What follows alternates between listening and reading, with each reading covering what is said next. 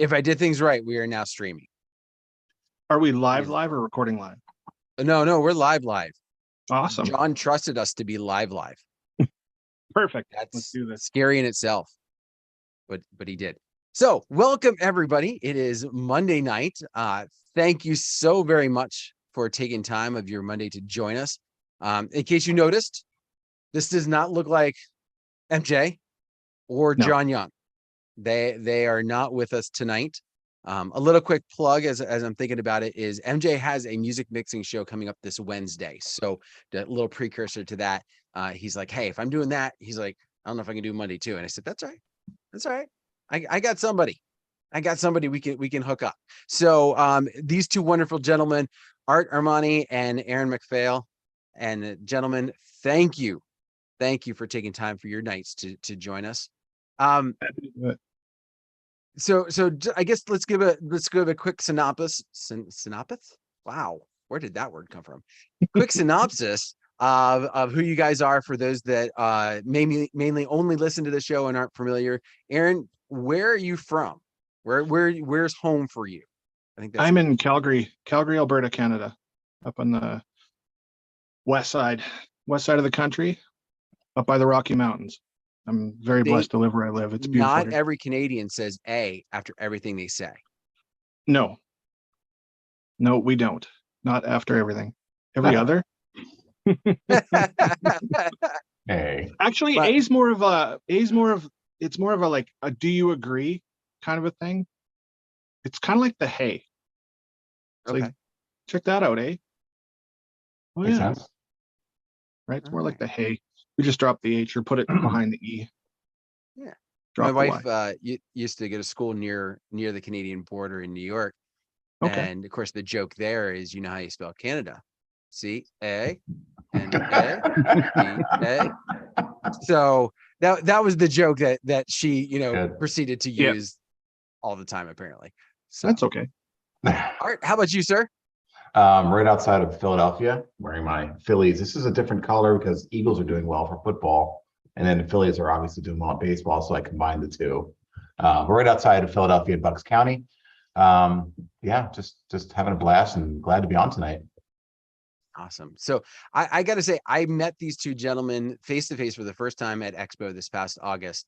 Art and I had talked a little bit, kind of leading up. We both had Danny Mac stuff and kind of had compared notes and different things, but hadn't met face to face. And then August hit and we got an opportunity to do that. And I was so thankful for that because it leads to friendship. So those of you, I'm going to kind of go on a side note here for a second. Those of you that are ever contemplating going to a DJ show of some sort, I highly recommend it because just open yourself up to meeting people and hanging out and just, you don't have to go to the bars or anything like that. If you're worried about that side of it, which you can, it's part of the fun, but you don't have to necessarily.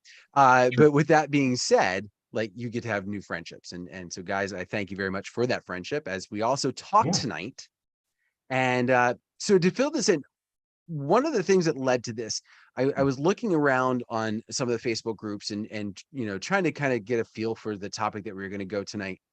And one of the things that kind of came up was just this conversation that some people were talking about, like, listen, I just finished a really busy season and now I'm going into the off season and I'm trying to figure out what I'm going to do. Like, it was almost like I know what I need to do, but I don't know what I need to do, if that makes sense. So I was like, this is perfect. Like, there's got to be other people. I know that was one of my biggest complaints was like, I almost feel like I'm so busy from, we'll say, April to the end of October that I don't think about what I can do. And then now, like, I have time to do it. And it's like, where do I start? What do I do?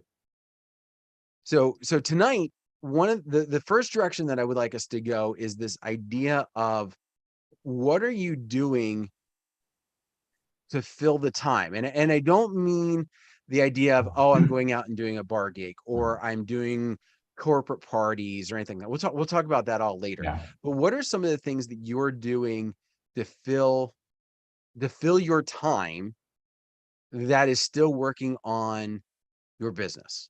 Right. All right. I, Art, you why don't we know, start with you? yeah. So one of the things that, and it actually started, I was one of the people that really didn't take advantage of the pandemic and, do the live streaming and the Twitches. I probably should have practiced more, but as soon as it was coming towards the tail end, like say like maybe like November, December last year, I really started thinking about, well, what can I do? And it came to mind is, what am I not good at? What am I not good at when I'm mixing? What am I good at in terms of music? And I wrote down a list of things that I would like to achieve, better transitions, using certain effects to make transitions, styles of music that I never really had a good grasp on. And I would take just one little thing and practice that over and over and over again until I mastered or became somewhat proficient at it. And you have, Dan, you have a Mixcloud account and you upload your stuff too. I did the same thing finally and would practice certain, things and then record it live on my controller or my laptop and then just upload it. These are my live practice sessions. So not only did I learn new effects or how to do better transitions, but also learn different styles of music and how to be more, broaden my range. But then I also made myself promo material. So those songs that are on my Mixcloud, I actually took a couple of them and put them up on my website. And lately, this summer, I've been getting booked off of just a couple of the mixes that I've done. Is I really like what you did there. I've got to have you for my wedding. So that's one of the things that at least I think that people can do during the downtime during the winter. I would definitely encourage anybody who's thinking about this to kind of follow in that same vein. Whether you do it from the practice or whether you just take your mixes that you've done from some of your events. If you're not recording, start recording, Yeah. right? And even if even if you have to go, man, that was a really bad transition. Okay, start where I'm going to like post, like edit it. Start it after that one, if that's the case.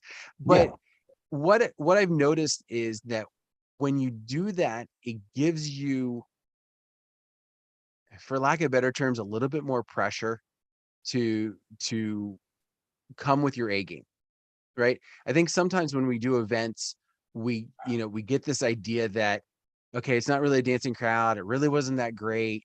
And, if I mess up, only these 100 people are going to hear me. Right. And yet if you take the idea that, what, I'm going to take that mix, I'm going to take what I come from tonight and post it. Now it has the potential to reach a lot more people. And so it gives you, I don't want to say the pressure in the sense of like making you a nervous wreck, but the pressure to make sure you're putting your A game at all times. The other thing, and I noticed this has really affected my mixes. I know that's not where we were going tonight, but we went there anyway. It's made me be different in my song selection. Yeah. When I'm posting my mixes, when I'm recording my mixes to post, I don't want to do the same sets. Just take this set, and this set, put them together. Okay, now that this time I took this set, this one, and this one, put them together. I want to make sure that I'm doing different sets, so that way it's reaching. When I post it, it's not, oh, that's just a new recording of the exact same thing you did last week. It's caused me to look for new things. So definitely something you can do during the downtime is practice those ideas, practice those sets, and it's a great time to work on those possible different selections. Yeah, absolutely. And I rarely ever record my live sets out live.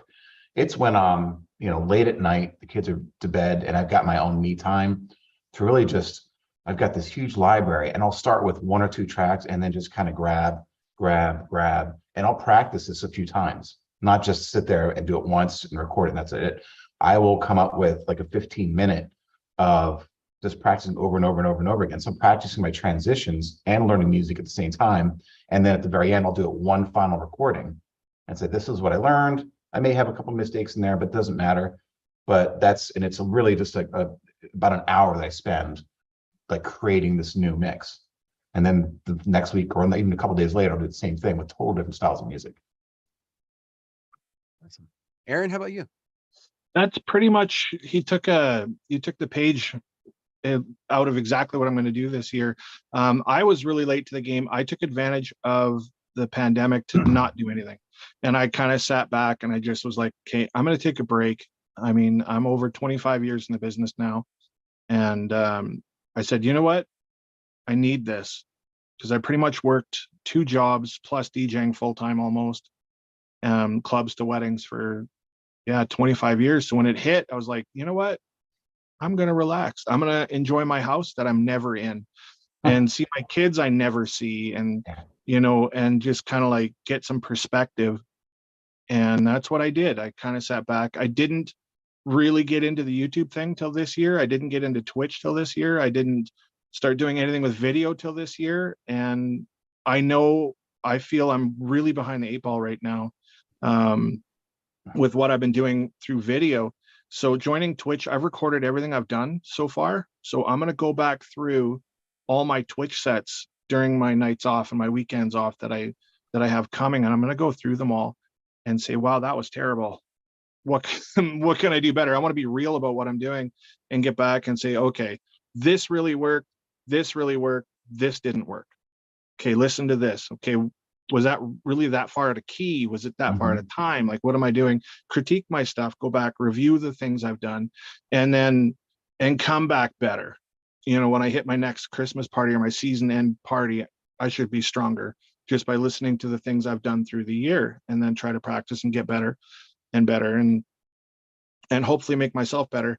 And then I got approached from a company up north to do a big event next year, and they said, we want your EPK.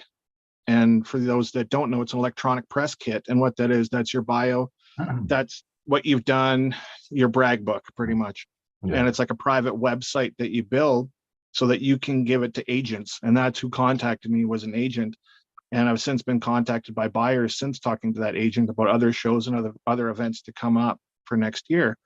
So I had to learn how to create a website, because I had all that stuff done before, but I shut it off through the pandemic. So I closed everything and just kind of sat back, and because Canada was really tight. Like, I could do a wedding for 12 people. That's what we were allowed to do. So there wasn't many. So I kind of just took it as a break. And it was good for me. It was really good for me. It was good for my family. It was good for our stuff. And so now this year, I'm going to focus on how to get better, how to do better, how to be better. I'm trying to learn to be a better me as well. Just kind of sit back, take more personal time, and just reflect. So I'm having a great year though. Like, this past year, I can't explain it, but I haven't been this happy in a long time. Just to come back and then have these shows and have a new appreciation for being with people and for doing what we do as DJs and helping people dance and party and smile, and the weddings and all the people that are so happy, and I appreciate it more than I think I ever have. So I'm going to put more into me to give back to the people that pay me to do what we do. And so just work on myself, work on my mixes, work on my transitions. I'm not a huge rap guy. Personally, I'm not a big fan of rap, so I'm going to learn to play more rap and get more into the new stuff that I don't listen to personally, so I can be better and more versatile. So that's where I'm going. Yeah, Art, just like you, I was behind in the game, and now hopefully I come back stronger. That's my goal anyway.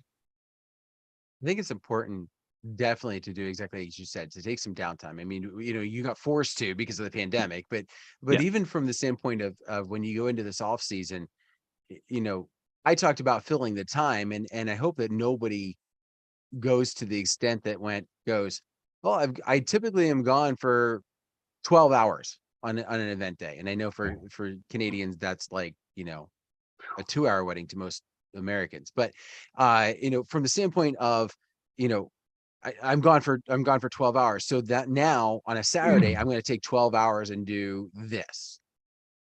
I think it would be better served for you to make sure that you're still, taking a lot of that time to get caught up on the things that you maybe put on the back burner. Those relationships, whether it be friends or loved ones, or and your honey to-do list around the house there's Yeah, the yeah, there's honeydew the around the couch. house, absolutely. Yeah, I know I got some And a walls few I got to things. paint pretty soon, and I know there's a little bit of work I have to do around the house. I'm not gonna neglect that much longer. Maybe depends on my couch. But you definitely want to make sure you're taking advantage of that. But then, Yeah, as you said, and one of the things I liked also that you mentioned here, you mentioned about the editing and that with the video and critiquing yourself and really really analyzing that. And I think it's important that exactly as you said, you're doing it like you're doing it coming up. A lot Mhm. of people, I think, tend to look at the stuff that they're doing and doing it immediately.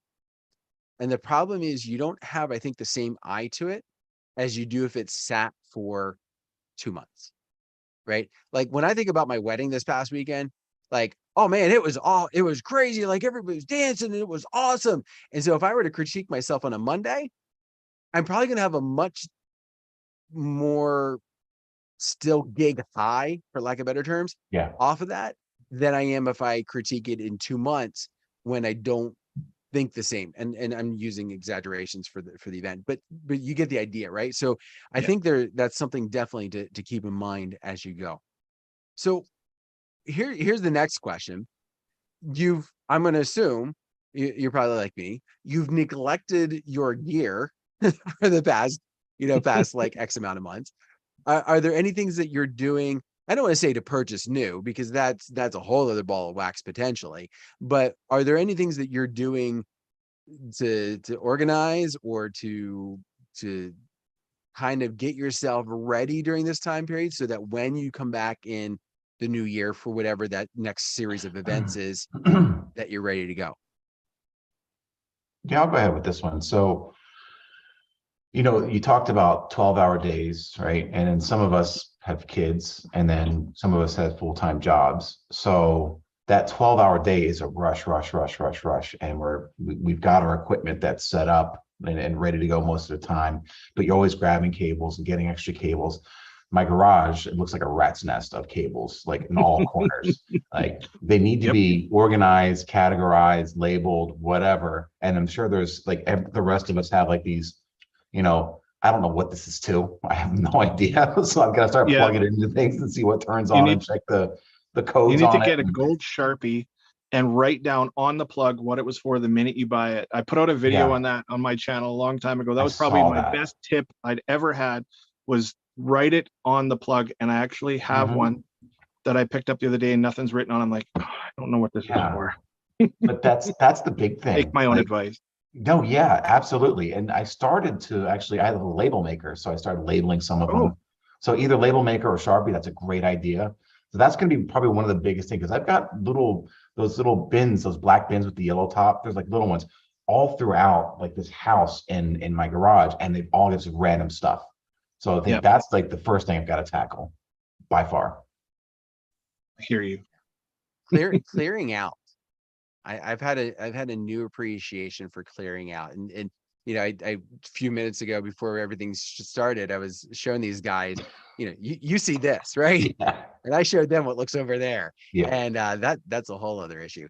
And so one of my goals is kind of like yours, Art, is to go through this and clean it up. And there's stuff I have over there that I don't need to keep, Oh that yeah. not just the extra gear, but even just some of the organization piece that I was doing that doesn't make the most sense. I've had a new appreciation for declutter. Yep. And so that's one of the goals that I have during that off season, is to, exactly like you, either organize or it's gone. Like I'd love to sell it, but if I don't sell it in a couple weeks, the trash man's taking it because Yeah. it's Yeah, just gotten too bad. I yeah, might even offer up absolutely. some of that stuff in like the local Facebook groups. So like, I've got this box of wires. No one's going to buy it. Does anybody want to come by and pick it up? Like, because in Philadelphia, there's tons of people over here. We've got our own Philly Facebook group. So usually somebody takes something. There's a scrapper out in every community. Oh yeah, I'm What in the about you, same Aaron? boat too. I Any got, gear you need to clean yeah. up and take care of? Well, this year I did pretty much replace everything. I went to columns from traditional tops and bottoms. I've replaced almost everything now. You're sitting on a new, what is this? The new Newmark 4 channel. I'm trying this out. I'm going to do a long-term review on it. And then maybe replace my Denon. I don't know. There's some things about this controller I like. There's some things I love. The effects in it are great. So I want to go through and decide what am I going to keep this year and what am I going to replace next year. My Denon's getting old, but it's been reliable, so I don't want to get rid of it. But yeah, it's time to replace some stuff. I got old lights. I got old Revos. Why do I have those? I've got like, what's that old one with the halogen in it? Everybody had one forever. Vertex or Vertigo? Vertigo. Yeah, I have an old Vertigo. I'm gonna get rid of that. That thing gets hot. You can cook eggs on that thing. It's got to go. Like I got a lot of stuff kicking around that I realized I need to get rid of. So I did. I got rid of all my old subs. They're gone this year. I purged a lot of stuff this year. Some old stands that I had that I don't use anymore. It's like, because now I got columns. I hate speaker stands. I don't know if anybody knows that about me, but I don't like them. I think they take up too much real estate and they're ugly. Yeah.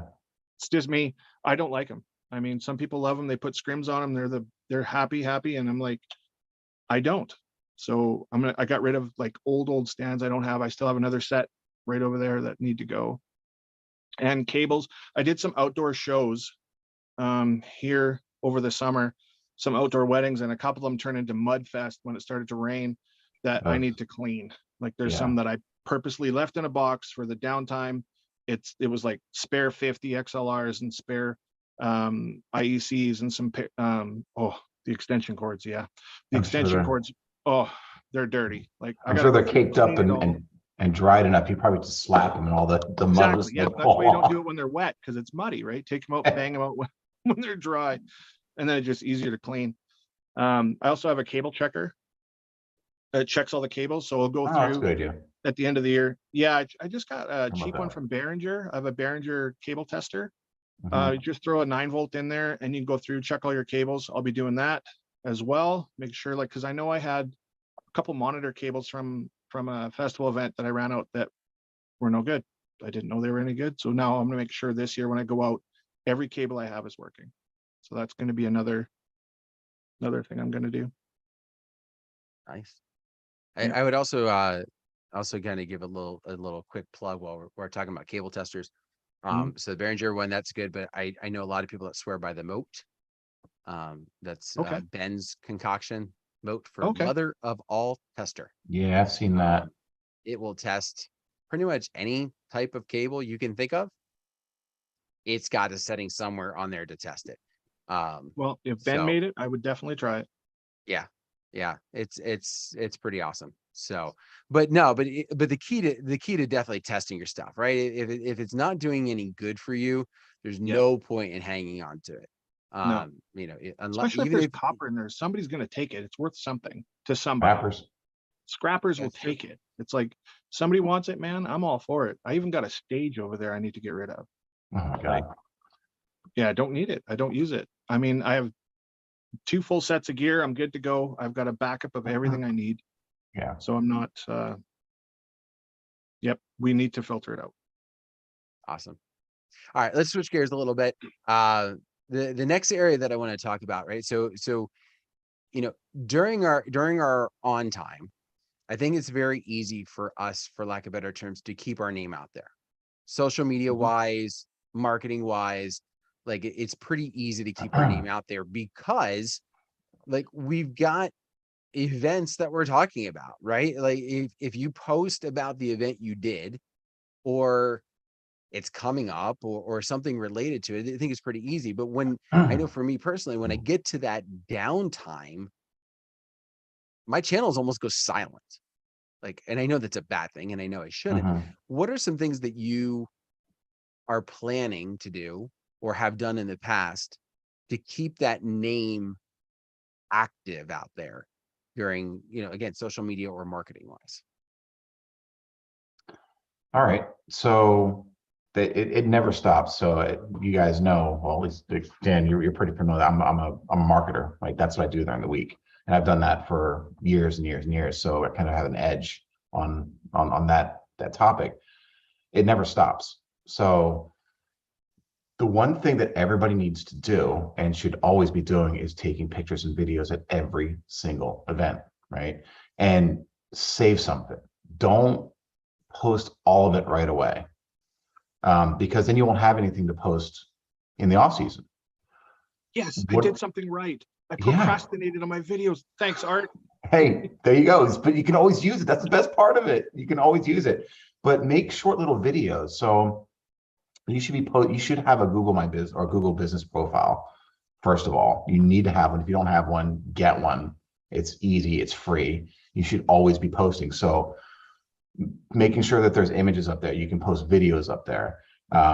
Your social media is kind of the same way. You can take these like handful of photos from a certain venue that you were at and make a montage video, write a blog, put it on your website, embed the video or put it up on YouTube, and create this circle of marketing between YouTube and your website. And that can actually help you rank on the search engine. So I talked about this on another show which I run, which is essentially you can rank for a service at a venue or in a town that you want to target. So if a bride or a groom or whomever is looking for a DJ that performed at a certain venue because they want somebody who's familiar with that, they may type in wedding DJ venue name or wedding DJ town.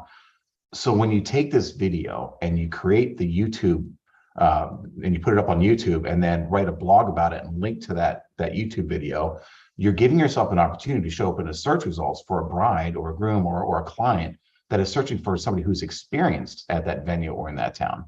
I've got 2 or 3 examples where I've done this and I rank higher than the venue itself when those searches are done. And awesome. I've actually gotten calls off of that. And I was like, oh, I saw your thing. You've been at the Talmud Country Club. This is one of the country clubs near me. We like to hear what your packages are because we want somebody who's familiar with that venue. Same thing for another farm venue down the road. So that's one thing that you can do, stockpile your images and your video. Don't blow it out the door as soon as you're getting home that night. Save some of them. And in the off season, create these little YouTube videos, create these little blogs on your website, and fill in those gaps of where brides and customers are looking for people who've done those venues. Awesome tip. Art, that's great. Yeah. Worth the price of admission to tonight's show, right there. Yeah, it is right there. That's gold, man. That's all the DJs. I'm watching the chat here too. I mean, all the DJs that are out there right now, Mikey, Mike, and Mark, and Steve out there, guys. Man, that's gold. I want to say hi to those guys, but that is gold right there. Art, that's fantastic. Thanks. It really was an experiment, at first, and then I saw myself ranking. I'm like, let me try it again. Oh my God, it worked again. Let me try it again. Oh my God, it worked the 3rd time. So now this off season. Yeah, I've got new venues that I'm going to be targeting. Perfect. So, yeah, that's great. Aaron, anything that you're doing during that downtime for your stuff? I was actually doing that, and procrastination played a part in that. But me being also really, really busy over the last, for the year, and I was taking videos, I was taking photos. I'm like, I'm gonna make a video. Oh, I don't have any time. I'm gonna make. Oh, I don't have any time. I'm gonna make a video. Oh, I got this and this and this. I don't have time. I still have 5 events to do before the end of the month. Oh, and wow. I know I'm still really busy. Thankful. I'm very thankful. I know I don't take anything I do for granted. And I am going to be doing that. And you are helping me big time because I didn't even think about tagging in the venues. Yeah. Like that's fantastic. And I mean, sometimes I do. If it's a beautiful venue in the Rockies or out in the mountains, I do some beautiful events. I do put those ones up, and then I make specific notes that it was at that place, or it was at this place in Banff or Emerald Lake, British Columbia, or down at Revelstoke, British Columbia, in the really really nice areas. I will put on there, hey, I'm here, because it's beautiful here. I'm very happy to live where I live. Yeah, it's gorgeous here, and but yeah, you know what? I should do it for almost every venue I do, because like you're saying, if couples looking to book that venue specifically and your name comes up first in that, you're going to get the call. Yeah. Absolutely. Another thing you can do is you can actually post on their Google business page. So you can actually upload photos. So take a picture of your crowd, take a picture of your setup in the room and upload that to their Google business page, because your name's going to show up as to who's a contributor to that photo. So that's another, they're not going to really, most of the time, not going to research that far into the photo, but they're going to see you, and then maybe maybe they will notice the name who posted it and look you up. It's possible. So that's another thing you can do. Yeah, I one of the seminars I went to at DJ Expo, Mike Marquez put on. Shout out to Mike. He's a pretty good guy. Him and I got to talk, and he was in his seminar. He was talking about how to circle back. So he was like, if your Instagram should have a link to your YouTube, and then your YouTube should have a link to your Facebook, and your Facebook should have a link to your Instagram, and it's this continual cycle Cool. of social media piggybacking is what it is, and it helps people to find you easier, and then find links to what you do and your stuff, and your brag books and stuff like that, and it helped get it out. So I planned on doing a bunch of that stuff, go into my social media stuff, and then start putting links to everything else in there so people can find me better. But that Google business page, I don't believe I have one. Maybe I have to look into that. So that'll be my next step. We'll be doing that. Thanks for the tip, Art. I do appreciate it. And then I'm going to try to link it back to that website I built. Yeah. So one of the things with the Google business page that works really well too is the fact that you have the option, you have the ability to have reviews, right? Yes. And there, regardless of how you feel about the knot and wedding wire, the downside to posting to relying on them for your reviews and only them for your reviews is that if they go down or they decide that, you know what, we're not going to give you access to anymore unless you pay X amount of money, those reviews are gone. Yes. And so, whereas the Google business page, okay, technically it's Google's, but it's yours, right? So you're there in a little bit different fashion. So the chance of Google disappearing is pretty thin. I agree with you. The chance of Google disappearing on you and taking those with you is like, Google's not going anywhere. No. Yeah. No, and I don't foresee them suddenly charging just to have your Google business or because they get other. No, they make billions off their ad. Exactly. The one thing I think that I kind of mentioned, and all of a sudden it like hit me kind of square in the face, was if you have not received reviews from your couples, from your clients, perfect opportunity to solicit. Yeah. You're like, listen, I didn't, and you can even word it like, listen, I didn't really want to bother you right after your event because I know how life gets busy and everybody and their brother wants something from you. But hey, we're coming to the end of the year. If you got 5 minutes to leave me a review at XYZ or whatever, I'd really appreciate that. I know some who, especially as it gets close to cutoff dates for for the awards, with the big companies, that they will, run a contest or, listen, if you leave me a review, I'll give you a $5, Starbucks gift card, regardless of what you say in the review, whatever happens to be the case. Like there's a lot of different things like that, that can be done, but it's a great opportunity if you haven't solicited to go ahead and solicit. Circling back on your Instagram thing, one thing you definitely want to make sure that you're doing in any post where you're doing it at a venue, you definitely tag the venue, right? Like you mentioned about mentioning, you don't even have to necessarily mention, but there's a spot to tag the venue within the Instagram post. Make sure you're utilizing that, because I will say that I have had couples reach out to me days after an event because they were checking out the venue and they were checking out the venue online, and my post showed up in their link or in their search because I had tagged the venue. So it wasn't even the fact that the venue then also, a lot of times this one particular venue will share out what I posted, like they'll reshare it or whatever. This was purely just, I had tagged before they could share. This couple found it, and I was like, let's talk. That's great. That's great. Like, you've been there. Let's talk. Yeah, exactly. And so definitely something that can work to your advantage. So it's nice though, when you're tagging the venues, some of them really do notice, and there is a relationship that you're building with these venues, even just in that, because this guy tagged me. Next time you show up there, they actually might remember you, maybe just because of that little tag that you did. So now you're building a relationship, and you may get some extra special and privileges at a venue. Like one venue near me has an elevator, won't let anybody use the elevator. Wow. Last weekend I got to use the elevator. It was kind of nice. Nice. Special privileges. It's nice. But it is those things that they notice, right? And I would say it's going to be more your mom and pop type places, right? The place where the owner is also the person that's helping set things up, but but I think that, a lot of them appreciate the companies and we'll just even say the DJs that come in and then also do that tagging, that do that sharing, because it also puts you in a more professional light Huh? versus, XY DJ service who came in and didn't really do a whole lot, and when it was over, left. Yeah. And that was the last time they heard of them. You make that relationship, you make that Yeah. friendship with them, Build it. as much as we can, and it's going to have a bigger impact on them too. Absolutely. Awesome. All right. So I'm looking at the time. So I want to make sure we get to this third one, because this third one I think is important. And when we looked at the topic, John and I sent him this topic. I said, what are your plans for the off season? And I think John focused more on this aspect than what I did.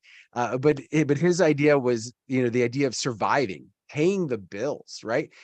During the season, depending upon how your pay structure is set up, you most likely have a good cash flow coming in, right? But then when you get to the off season, probably not as much. Depending upon how you have your deposit structure set up, and obviously if Yeah. your marketing's right, you've got constant flow. But let's assume for a second that that's not the case. What are you two doing to help, for lack of better terms, make ends meet from your DJ/photo booth business side? What are you doing? From DJ/photo booth business side, I'm taking a couple extra gigs, like probably at a little bit lower costs or a lower fee, just to fill in a couple, but not too many. I am fortunate that I have a photo booth, so that helps me, because there's during these company parties, these holiday parties that come out, the photo booth kind of gets booked out a bunch. But it's also a learning experience to me, because sometimes I'll take just a photo booth gig and not the DJ gig, and I get to go watch other DJs and learn. So circling back to learning new music and new styles and emceeing, I'm kind of that fly on the wall that gets the benefit, and then picking these little nuggets from everybody else. But it's beneficial to have a photo booth, because it makes it easier for me to have more revenue coming in than just being just a DJ. Yep. What about you, Aaron? I've picked up some club gigs, and I've got a couple festivals to do through the off months, and then going into the Christmas season, I've got some Christmas shows coming and some year-end parties. And then I actually convinced a couple of them to do it in January, because they'll save money on their venue. So wow. I talked to one of my regular clients, and I said, hey, December 9th, that I've been, or whatever the date was, the second Saturday in December, I've got like 8 calls for the same day. I'm like, do you know if you put that show in January, the venue's actually like way cheaper? And they came back with, you're kidding, I'll call you back. So they That's called great. the venue, called the caterer, they called back to me, they said, we're saving 30%. Thank you. We're going to do our party in January. How would you like to do it? I'm like, yeah, sure, no problem. And I actually got 3 events moved from double bookings to single bookings by talking them into talking to their venue, talk to their caterer, and say, hey, how much is it if I book it, say, mid-January? So I got smart with it a few years before COVID. I started doing that, talking to some of the people that really tried to stack up in December. And I said, hey, you'll save a lot of money if you book us in January. And the one, we did it for some nurses. A friend of mine and I, we used to do a show with some nurses every year. And we told them, you'll save a lot of money on the venue if you book it in January. They called us back thanking us big time, because they're really busy in December. And they said January was a slower time for them, and it was better for them to like get their awards ready and do the ceremonies better that they had lined up for their year-end party. And they appreciated the tip and tipped us nicely for it. Yeah. So that was your relationship with the venues that you had that conversation? No, say, what's your with the pricing? client, with the clients. Oh, the So with the client. clients that were calling me, trying to book us through that time, they were, I'm like, I'm sorry, I'm booked. And I have 2 other guys or 3 other guys that I lean on when I get double booked. They're all booked. So the last person I told them, like, hey, have you ever thought about booking in January? Okay. Oh, yeah, I'll call you back. Yep, done. Are you open this That's day? great. Yep, done, booked. And it worked out really well, because January you get a bit of a lull after New Year's, right? I noticed years past, I was like, I need to increase, shows before Valentine's Day. I got to find that gap between Valentine's and New Year's. I'm like, what are we going to do? So I started asking them, hey, do you want to book your season end or your year end party in January? Huh. So Brilliant. I've got a few gigs already booked in December. I've got yeah, like a couple of club gigs coming up, and then a couple festival type shows where I'm opening for some artists. And then so I've got that coming, and that's going to keep me fairly busy. In between, November's got a lull to it. November is going to be my slow month when I try to tackle some projects around here. But yeah, to keep the cash flow, that's what I did to try to balance it out through the slower period coming in January, was take the shows that were stacking up in December and November and move them to January, and just try to convince the clients that, you know, they'll save money by moving the event back. And then of course, you build a better relationship with them. You just save them a Yeah. pile of money, because some of the venues are really, really pricey. Mhm. And they said, thank you for that. Like, they loved it. And then I got more bookings that way. I think I've got 4 events now in January. Whereas Yeah, before I guess they both kind of love you, because the venue loves you because you're giving them business in January when they yeah, normally may have some holes to fill, and the company that's hiring you is saving money, so it's a win-win. it is. It's a total win-win.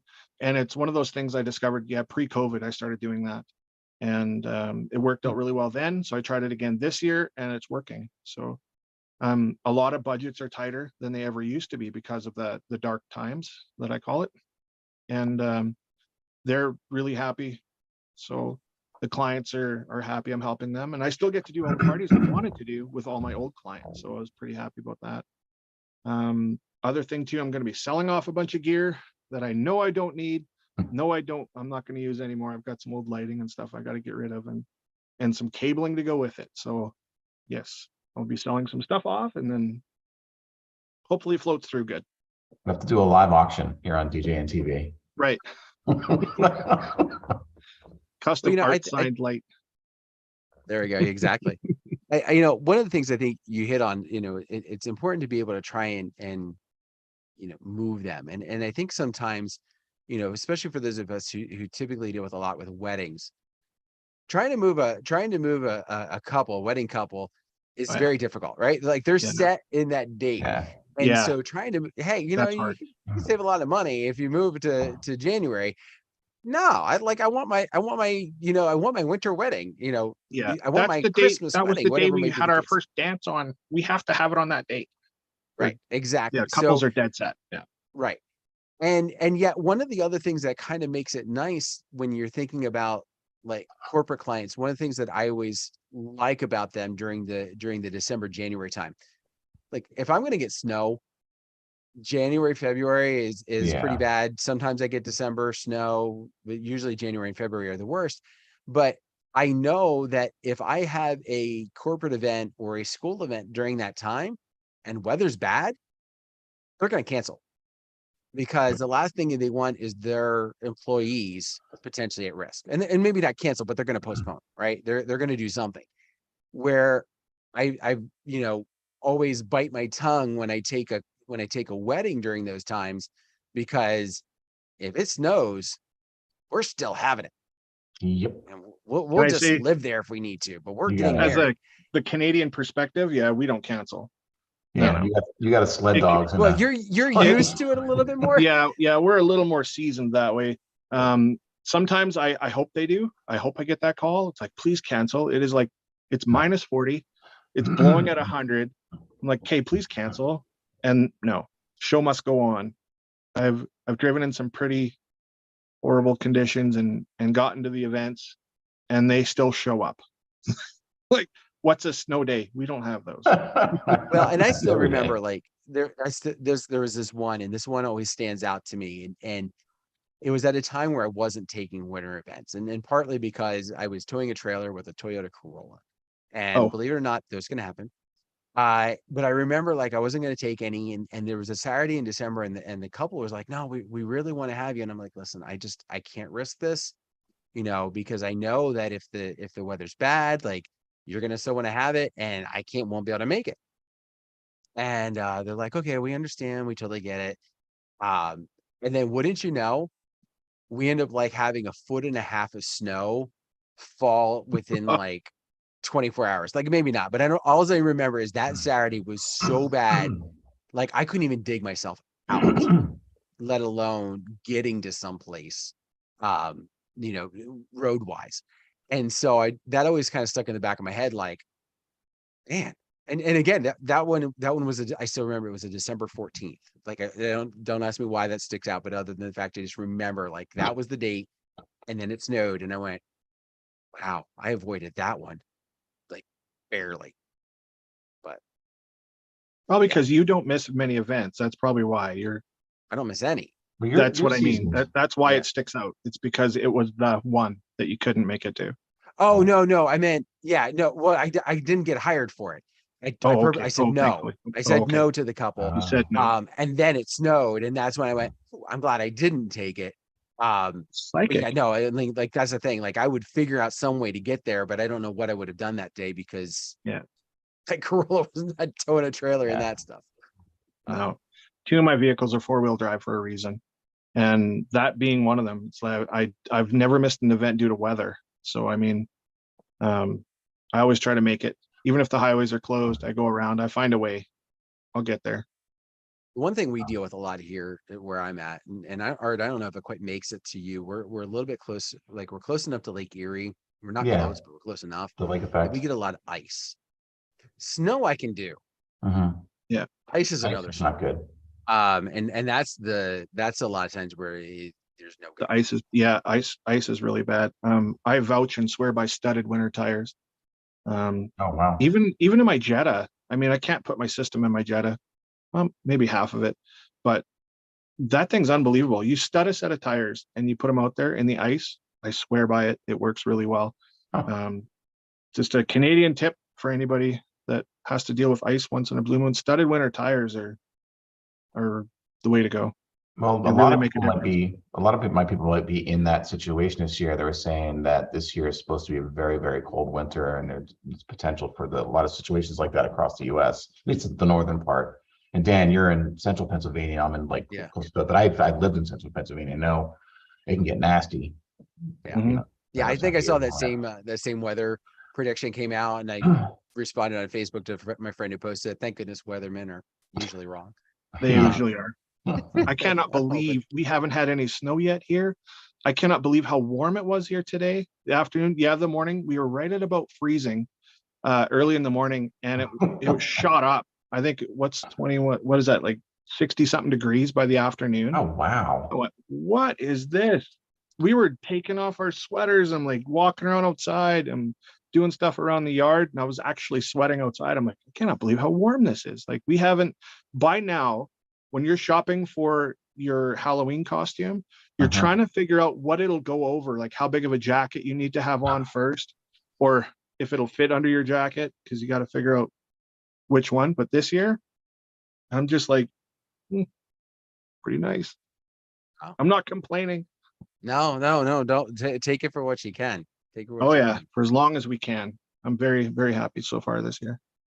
Good.